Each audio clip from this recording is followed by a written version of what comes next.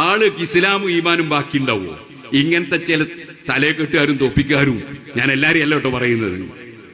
സുബ്ഹാനല്ലാഹ്, വേറൊരു ആള് നല്ലൊരു തലയെക്കെട്ട്, നല്ലൊരു നീളക്കുപ്പായം, എന്നിട്ട് പറയാണ് നിങ്ങൾക്ക് വേറൊരുത്തന്നെ നശിപ്പിക്കണോ?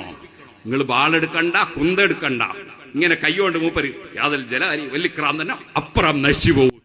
കത്തിയില്ലാതെ കഠാരയില്ലാതെ ശത്രുവിനെ പീസാക്കണോ? എളുപ്പ വഴി. നമ്മൾ പ്രത്യക്ഷത്തിലുണ്ടാവില്ല, ആടി പടപട കൊള്ളും. എങ്ങനെ എവിടുന്ന് വരുന്നു അവനിക്ക് പോലും അറിയത്തില്ല. അവൻ ചിലപ്പോൾ ചെന്ന് പറയും മേളിൽ നിന്ന് കല്ലുവന്ന് വീണ്, ഇവിടുന്ന് കമ്പൊന്ന് വീണെന്നൊക്കെ പറയും. അതിന് ശത്രുവിനെ ഒതുക്കാൻ ഈ ഇടത് കൈ ഇങ്ങനെ വെക്കുക, വലത് കൈ ഒരു പിച്ചാത്തിയായിട്ട് കരുതുക, ഒരു കത്തി ഇങ്ങനെ അങ്ങോട്ട് ഒരയ്ക്കുക, ഇങ്ങനെ അങ്ങോട്ട് ഒരയ്ക്കുക. ഒരച്ചിട്ട് യാദൽ ജലാലി വൽ ഇക്റാം, യാദൽ ജലാലി വൽ ഇക്റാം, അടി പടപട അവനിക്ക് കൊള്ളും. പറയട്ടെ, ഇസ്ലാമിന്റെ അറിയാത്ത റസൂല് പറഞ്ഞതാ,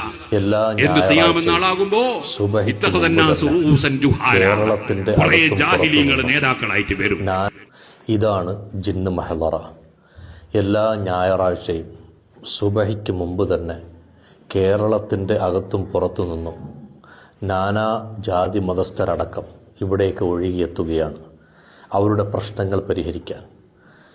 ഇവിടെ സ്വാലിഹീങ്ങളായ ജിന്നുമക്കളെ കൊണ്ട് സ്പോട്ടിൽ അവരുടെ കാര്യം അങ്ങോട്ട് പറയുകയാണ്. അവരുടെ പ്രശ്നങ്ങൾ അങ്ങോട്ട് പറഞ്ഞിട്ട് അതിൻ്റെ പരിഹാരം ആ അവസരത്തിൽ തന്നെ ചെയ്തു തീർത്ത് വിടുകയാണ്. അങ്ങനെ അവരോട് ചോദിക്കപ്പെടും, അവർ ഓരോന്നിനും മറുപടി പറയും, അവര് പിഴക്കും, വേറെ പലരെയും പിഴപ്പിക്കും. ഈ ആഖിർ സമാനെ കുറിച്ച് റസൂലുള്ളാഹി സ്വല്ലല്ലാഹു അലൈഹി വസല്ലം മുൻകൂട്ടി പറഞ്ഞതാ.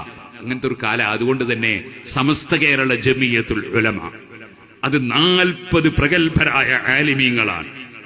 ആ 40 ആലിമീങ്ങൾ പഠിപ്പിക്കുന്ന ആശയം അത് യഥാർത്ഥ സുന്നത്ത് ജമാഅത്താണ്.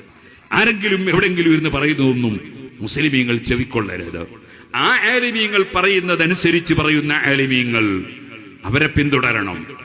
40 ആലിമീങ്ങൾ പിന്തുടരുന്നത് ആരെയാ? 4 മദ്ഹബിന്റെ ഇമാമിങ്ങളെയാണ്.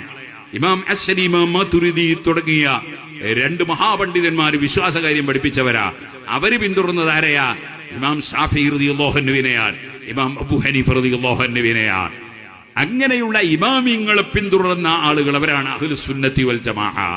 അവരെ കിതാബുകളിലുള്ളതാണ് സുന്നത്ത് ജമാഅത്തിന്റെ ആലിമീങ്ങൾ പറയുന്നത്. അതിനപ്പുറം പുതിയ പുതിയ കുറെ തലേക്കെട്ടും, കുറെ എല്ലാവർക്കും കിട്ടൂലേ നീളക്കുപ്പായം, എല്ലാവർക്കും കിട്ടൂലേ തലേക്കെട്ട്. സുബ്ഹാനല്ലാഹ്, മുജാഹിദിന്റെ പോലെ നല്ല 1-ാം നമ്പർ തലേക്കെട്ട്. എന്തിന്? ഇവന്റെ ഈ വിഷം പ്രചരിപ്പിക്കാൻ വേണ്ടി, അതേപോലെ പണം പിടുങ്ങാൻ വേണ്ടി കുറെ ആൾക്കാര്. ഇതിലൊന്നും മുസ്ലിമീങ്ങൾ പെട്ടുപോകരുത്, ചൂഷണത്തിന് പെട്ടുപോകരുത്. നമ്മൾ അഹ്ലുസ് സുന്നത്തി വൽ ജമാഅത്തിന്റെ വഴിയിലാണ്. ഞാൻ പറഞ്ഞില്ലേ, 7 മക്കൾ എന്റേത് പ്രസവിച്ചത് ആശുപത്രിയിൽ നിന്ന്. ജനങ്ങളെ ധാരണ എന്താണെന്നറിയോ? ആശുപത്രിയിൽ നിന്ന് പ്രസവിച്ചാൽ ഭയങ്കര തെറ്റാന്നാ സുന്നികളെ വിശ്വാസം. അങ്ങനെയൊന്നുമല്ല. ആശുപത്രിയിൽ നിന്ന് പ്രസവിച്ചാൽ ഒരു കുഴപ്പമില്ല. പക്ഷെ ആ ആശുപത്രിയിൽ നിന്നും പ്രസവത്തിന് ബുദ്ധിമുട്ടിയപ്പോ പരിശുദ്ധ ഖുർആനിലെ ആയത്ത് ഞാൻ എഴുതി കൊടുത്തിട്ടുണ്ട്. ഖുർആനിലെ ആയത്തിന്റെ ബഹുമാനം നിഷേധിക്കരുത്. അത് എഴുതി കൊടുത്തിട്ടുണ്ട്. എഴുതി കൊടുത്തപ്പോ പ്രസവിച്ചിട്ടുണ്ട്. സ്വാഭാവികമാണ്. അള്ളാഹുവിന്റെ ഖുർആന് ഫലമുണ്ട്, അത് നിഷേധിക്കാൻ പാടില്ല. അതുപോലെ ദിക്റിന് ഫലമുണ്ട്, അത് നിഷേധിക്കാൻ പാടില്ല. സ്വലാത്തിന് ഫലമുണ്ട്, അത് നിഷേധിക്കാൻ പാടില്ല.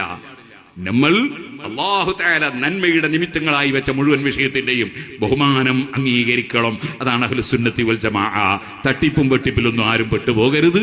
അല്ലാഹു തആല ശരിയായ ഹഖായ ദീൻ പഠിച്ച് അതനുസരിച്ച് പ്രവർത്തിക്കാൻ നമുക്കെല്ലാവർക്കും തൗഫീഖ് നൽകുമാറാകട്ടെ.